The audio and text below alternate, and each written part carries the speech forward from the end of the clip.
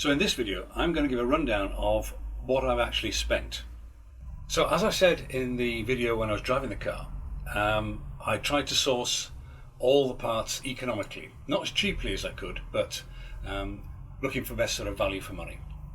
To do that, I principally used eBay.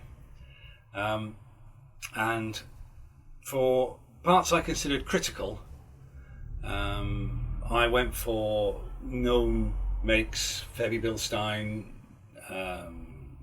Mahler, that sort of thing. And for other parts, I would go for something maybe less well known, but that I could find that somebody else had bought somewhere else, and maybe on a forum or something like that, and had favourable comments to those parts. So what I'll do is, to aid my memory, I will start with the first things that I did, and I'll throw in some costs where I can, but I'll give the complete list of costs towards the end of the video. When I got the car, the first thing I noticed was that the dampers were past their prime. They were the original dampers, they'd been on their 92,000 miles. And so I decided to change them. I didn't want to drop the car at all. I wanted to keep it standard ride high, and so I didn't go down the coilover route. I got some Bilstein B4s, which are OEM spec, and front and rear. When I came to fit the front, I encountered the problem that almost every Mini Gen 1 owner has encountered, in that the pinch bolt on the hub carrier that the strut mounts to snapped like a carrot. Now, I tried drilling it out, but to be honest, I've never had much luck drilling bolts out like that. So what I did was I bought two used hubs, and they came with new bolts in them, or came with bolts in them. And so I gave those a quick rub down, sprayed them up, and fitted those. Whilst I had everything apart, I thought, why not put some new front wheel bearings on? So I put new front wheel bearings on. And whilst I was there, I thought, right, the strut top mounting, one of them on the off side, it was slightly off centre, going off centre in when you looked at it from above. So I thought, right, I'll have a pair of those on. So I fitted some of those. And whilst I was there, having read the forums, I put some strut top defender plates underneath, which I got from eBay, as I did all the parts, in fact. Once I got that done, I addressed the knock that I was getting from the front suspension over the slightest ripple in the road. And upon inspection, I could see that the anti-roll bar bushes on the front were very, very worn. The anti-roll bar had an awful lot of lateral play in it.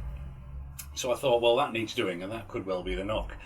I looked at the lower wishbone rear bushes, and had pry bars and everything in there, and I just could not see any play that would lead me to believe that they were particularly failed. I couldn't see anything either, but they are quite difficult to view.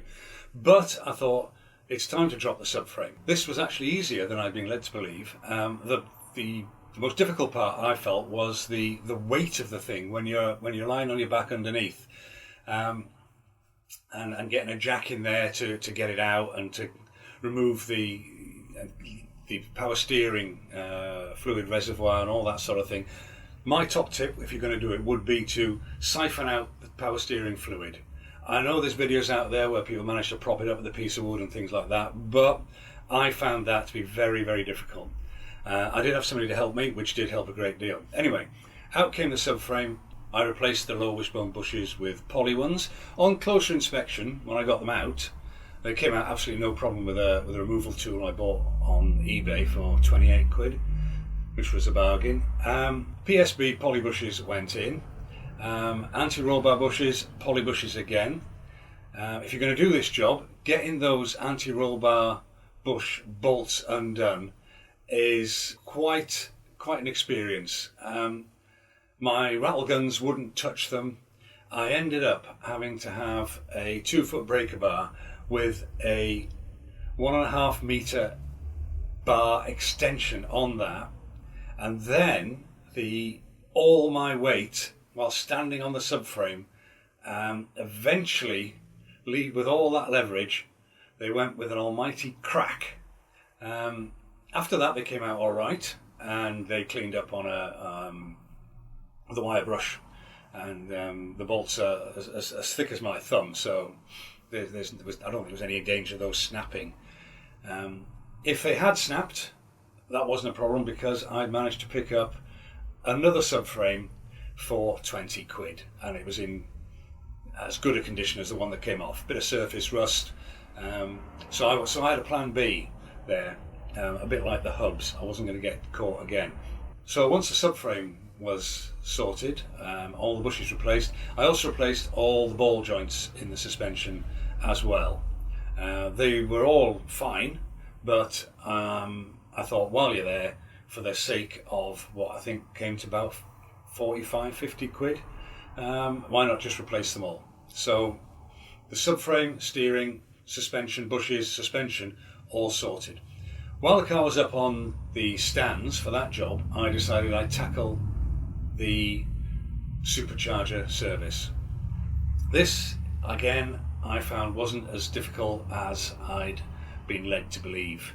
If you've got a basic set of tools, essentially a socket set and some screwdrivers, you can do this. Whilst I was there, I changed the water pump. I bought silicone hoses because I replaced some of the hoses.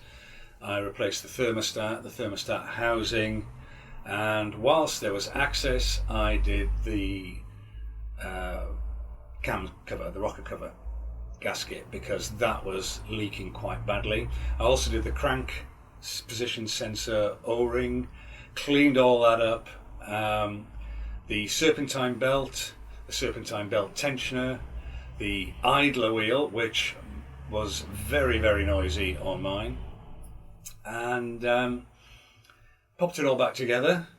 I'm quite slow when it comes to working on cars. I do take my time, and I do an awful lot of cleaning up whilst I'm doing the job as well. So in all, that job took me a couple of days. So once all that was done, I looked at the rear brakes. The front brakes were okay. They'd been done not long before I bought the car by the previous owner, but the rear brakes, a little bit too much surface rust on them for my liking around the edges, and a little bit of a lip forming, so I swapped those out, new discs and pads all round. Then once that was done, I was browsing Facebook Marketplace, don't judge me, and I saw some S-spoke alloy wheels for sale, and as the original build sheet stated that the car came with these, not the bullet wheels that it had on it, I thought it'd be nice to return it to build sheet, because the car is essentially unmodified. So I bought these, and I had those dipped and powder coated and stuck on a set of the Toyo TR1 tyres. The TR1 is the latest Toyo TR tyre, and it's they're the asymmetric tread ones, and I must say, so far, really pleased. They grip really well, and they're not too bad even in the wet. So yeah, I'm very pleased with those. I got them from Camskill at a really good price. Turning my attention to the interior of the car, which was in generally good condition, I refitted the original BMW head unit. My car has the Harman Kardon audio, and the previous owner had fitted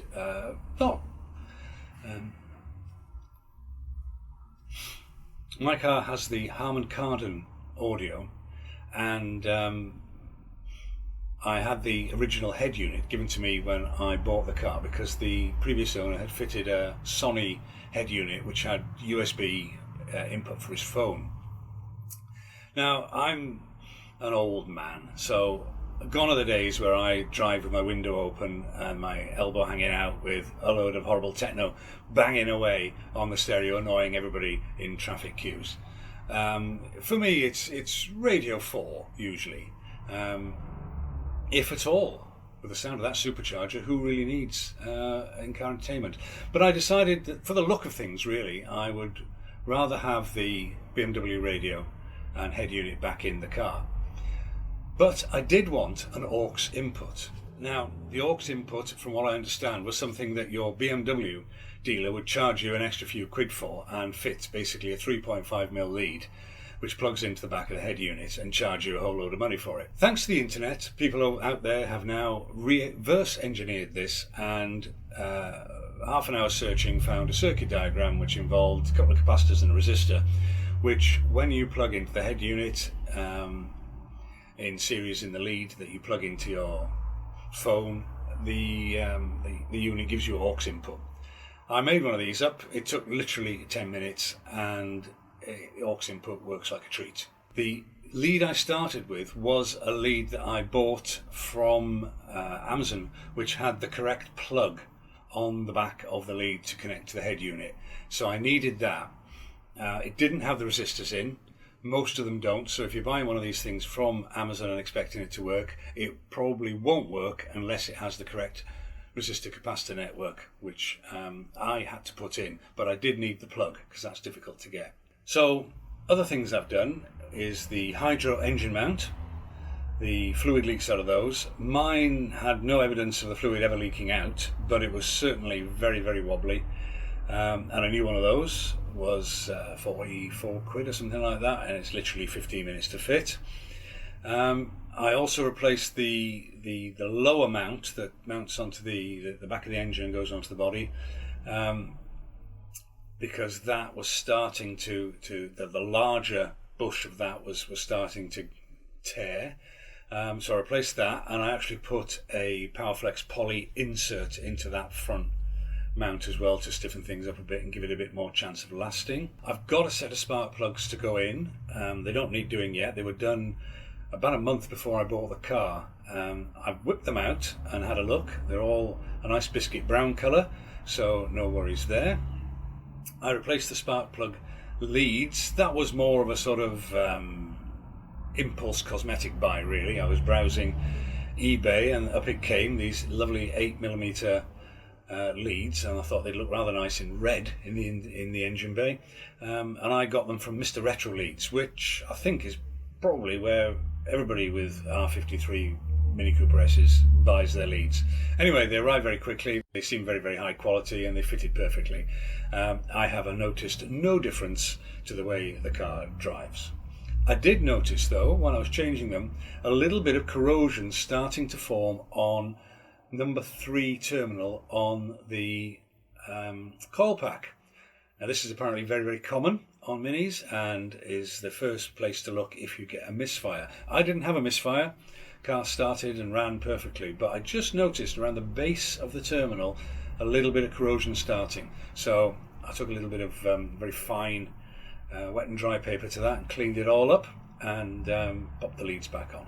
Other things which I've tried again, late night, sat there browsing eBay, looking at things, and I saw the Super Pro hydro steering poly bush insert advertised for, I think it was a tenner, and I thought, why not? So I bought that, popped it in, drove for about an hour, then drove home and took it out. It makes the entire car shake. Your mirror vibrates, the whole car shakes. The NVH, increase in NVH is terrible. On a track car you might put up with it, or if you just want to drive the car for short blasts here and there, then yeah, you might like it, but for me, no. Again, I was on Facebook Marketplace and I came across a guy who was scrapping an R53 after it had been carjacked, believe it or not. And he had a Hornet exhaust for sale. The pops and bangs out the back and the sound it made, oh, fantastic, loved it. But it was the non-resonated system, and for driving for anything more than 40 minutes to an hour, it's just too much. You can't hear yourself think. It is so loud. So again, that was a sort of experiment that went a bit wrong. Again, on a track car, you probably put up with it, or if you just want to blast around to the odd meeting or hoon like a loony around town, then it might be for you. But for me, we like to go out on a day trip in the Mini, it's simply too loud. You can see that you can buy a resonator for that system at about 60 quid, but I'm not sure that I'd want to do that. I still think it'd probably be too loud, even with a resonator in it. If you run an R53 with a Hornet with a resonated system, and they are okay for longer distances and don't drive you mad with the noise, then drop a line in the comments to let me know, and maybe I'll go down that line and fit it. Okay, that's pretty much everything I've done to the car in the coming up to 12 months that I've owned it. And the cost of all this is £1,743. Any comments, let me know. And if you've had a similar experience, or want to ask me about any of the procedures I used to do the work, please feel free to leave a comment. Thanks. See you next time.